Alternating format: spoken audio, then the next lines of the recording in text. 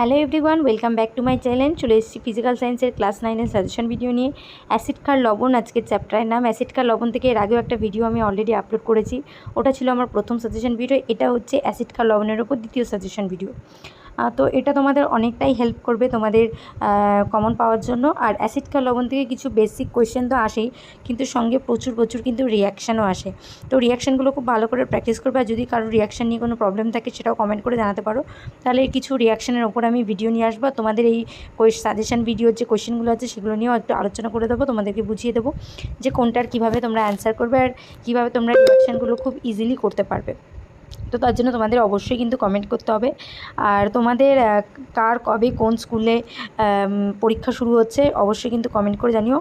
আর তোমরা কে কোন জায়গা থেকে আমার ভিডিও দেখো সেটাও একটু কমেন্ট করে জানিও, তাহলে আমি বুঝতে পারবো যে কোন জায়গা থেকে আমার ভিডিও দেখা হচ্ছে, তাহলে আমারও খুব ভালো লাগবে ভিডিও বানাতে।